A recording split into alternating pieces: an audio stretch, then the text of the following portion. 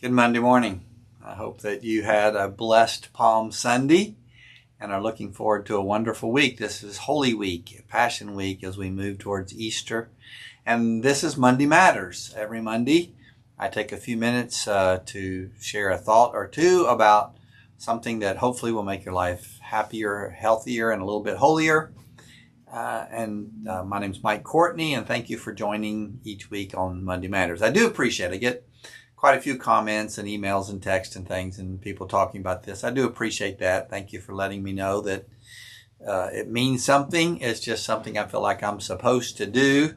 I don't know all the outcome of it, but just kind of think I'm supposed to do that. So Monday Matters. Yesterday was Palm Sunday. This is the Passion Week as we move into the story of Jesus moving towards the cross, and it's this kind of there's a progressive heaviness. There's a sense of foreboding, a suffering about this week. The intimacy, dark intimacy of the upper room on Thursday evening, Maundy Thursday, the agony of the prayer and the Garden of Gethsemane, and then, of course, the torture and suffering on Good Friday, and finally the crucifixion and death of Jesus. So I want to talk about suffering and the spiritual side of suffering.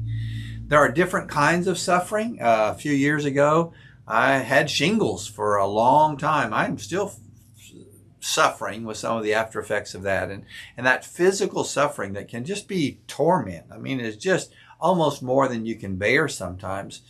There is the suffering of persecution.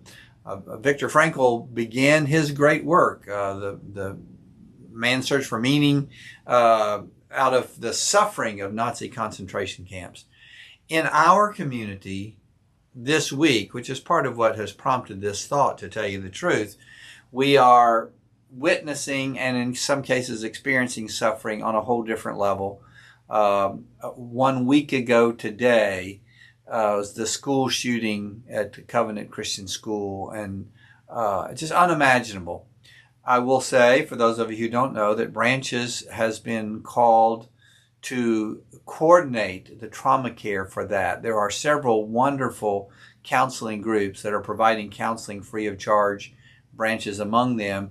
But Branches, and Tracy Robinson, our clinical director, was asked to be the coordinator of that. And she brought in counselors from all across the country, Marilyn Murray, and has been coordinating that. And this is not a 1 or 2 week thing. This will go on for years. And so thank you for your prayers and support of Branches in that.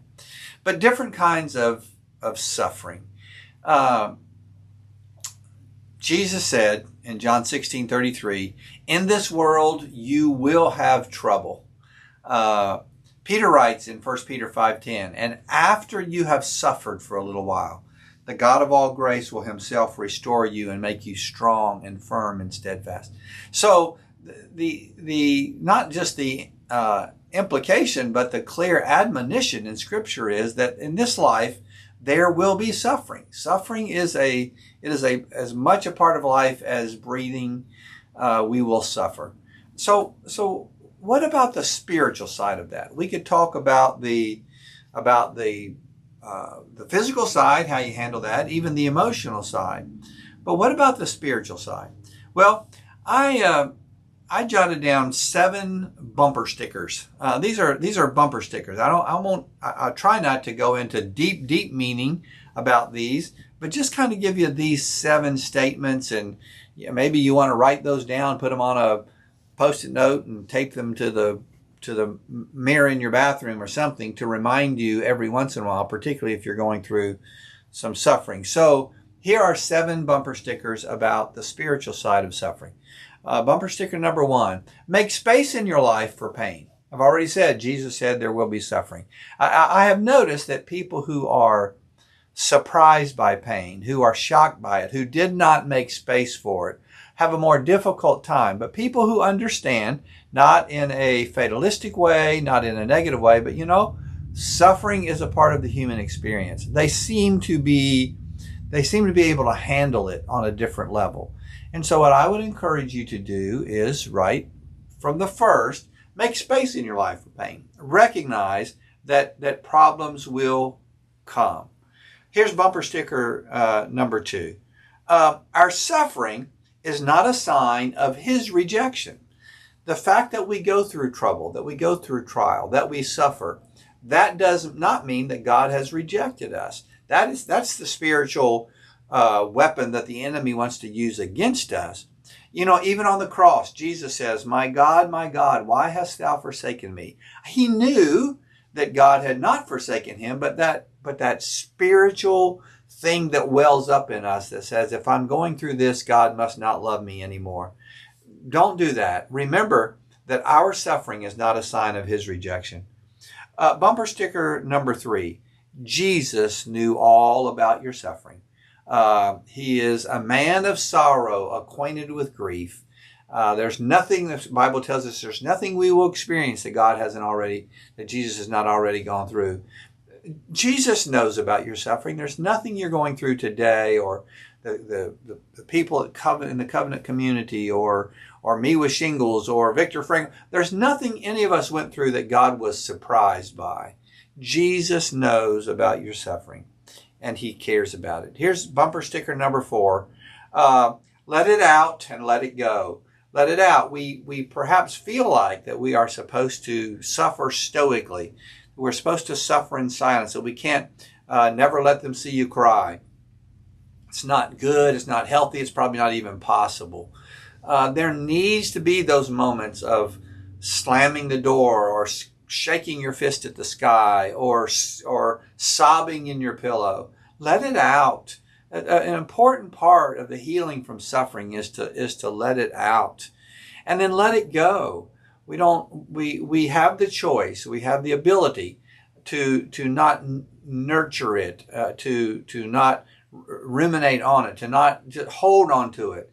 But after a time, again, remember Peter, after you have suffered a little while, after a time, let it out and let it go. Bumper sticker number 5, I think it is. To be down is not to be in despair. Particularly as Christians, I think we kind of have this idea that we got to be up all the time, that we can never let anybody see us down. We got to stay positive and issue spiritual platitudes. It's just not true. There are times where the world is so overwhelming that we can be down. Read the Psalms. They are full of moments of David being in such great despair. But to be down is not to be in despair. We do not, I would have lost heart had I not believed that I would see the goodness of the Lord in the land of the living. We can be down, but we don't have to be in despair. Number 6, the only problem with pain is that it hurts. That's a cliche that I think I made up a long, long time ago. But some of the greatest lessons I've ever learned, I learned in pain. Some of the best things that God has ever taught me, and probably has ever taught us, He taught us from going through pain. So the only problem with pain is that it hurts. Look for the lesson in that. Look for the growing point. And then here's the last one. This too shall pass. This is seasonal. We live in a seasonal world, and it will pass. At the very least, there's going to be a time when we leave this world and we go to a place where there will be no suffering, no death or dying or tears. This too will pass. In my life, I have experienced some suffering. My mother, my sister, people that I care about. We've experienced great suffering. For my mom, it's all past. She's in heaven with God. And so as you are going through suffering, remember, this too shall pass. I'm going to give them to you real fast. Maybe I'll put this in print somewhere. I don't know. Make space in your life for pain. Our suffering is not a sign of His rejection. Jesus knows all about your trouble. Let it out and let it go. To be down is not to be in despair. The only problem with pain is that it hurts. And this too shall pass. Tony Campolo wrote or shared a great message years and years ago. I'd encourage you to go to YouTube and look it up. But he ended with this line, coming back to it over and over and over again. It's Friday, but Sunday's coming. Listen, perhaps you're going through suffering. In our community, we're going through suffering. But please know, in this Holy Week, Good Friday happens and all of the suffering that entails. But Sunday's coming. God bless you. Thanks for being a part of Monday Matters. And next week I'll talk to you right after Easter about the glorious hope that brings. Have a great day.